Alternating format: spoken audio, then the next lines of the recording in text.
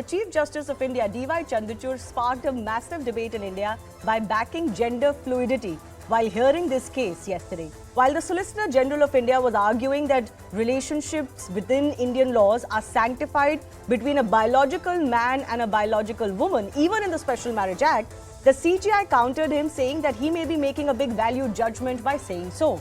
Making oral remarks, the CJI said there is no absolute concept of a man or a woman at all. Biological man is not a definition of your genitals. It is far more complex. He added, notion of man or woman is not absolute based on the genitals that you have. Now, challenging the biological notion of gender and sex may be relatively new for India, but gender fluidity as a concept is not entirely new, certainly not amongst the urban educated elite. What is this theory?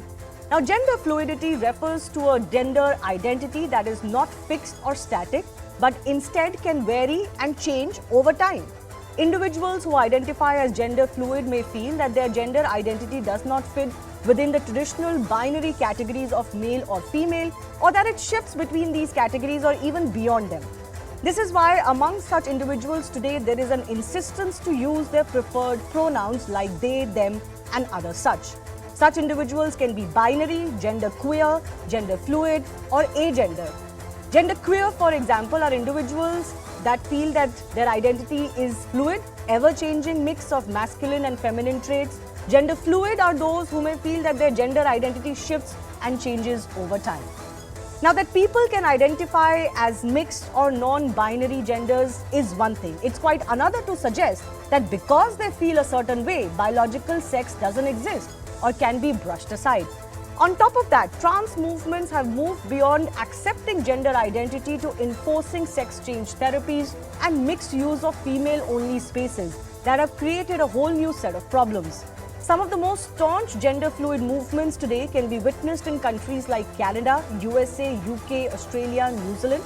In these countries, there are massive women movements now objecting to trans men, men who identify as women, taking over gender-safe spaces. Many such activists, as I'm showing on the screen, are being attacked today, physically attacked, because they insist that men cannot be allowed to just self-identify as women and take over their spaces.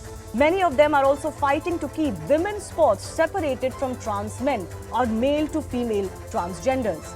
Now, here is what opponents of gender fluidity say, and these include medical professionals. Gender theory disregards basic biology and male-female differences. It establishes minute biological deviations as norms instead of recognizing basic human physiology. In other words, there may be individuals who may be born with some biological anomalies or who may feel differently, but that cannot be used to suggest that gender doesn't exist at all.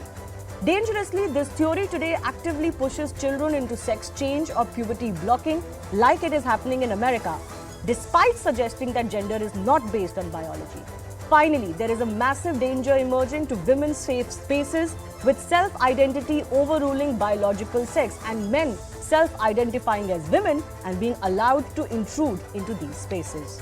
So the big debate that's coming up, even as the CJI backs gender fluidity, can we truly brush aside biology? Listen into the exact discourse in court when this came up.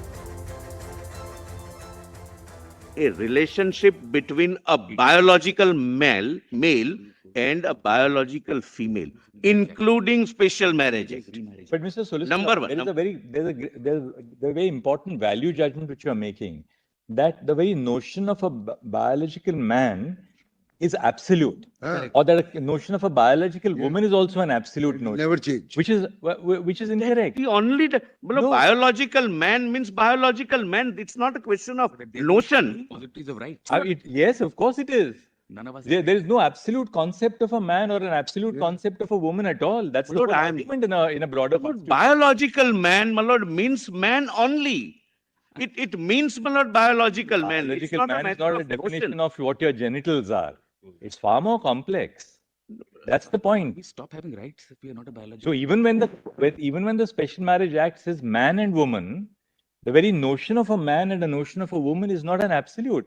Based on what genitals you have. Lord, biological man means genitals you have. Lord, I didn't want to use that expression.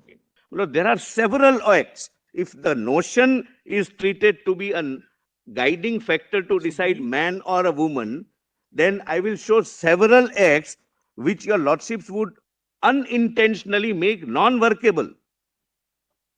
I may have, my lord, genital of a man, but if I am otherwise a female, my lord, as my lord possibly trying to be suggested, then, my lord, how would I be treated under the criminal procedure code?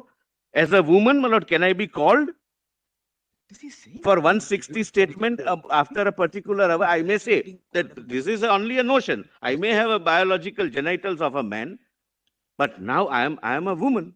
Well, there are several issues, my lord, which have to be gone into. Better they go into be gone into by the parliament. And your lordships, my lord, kindly appreciate.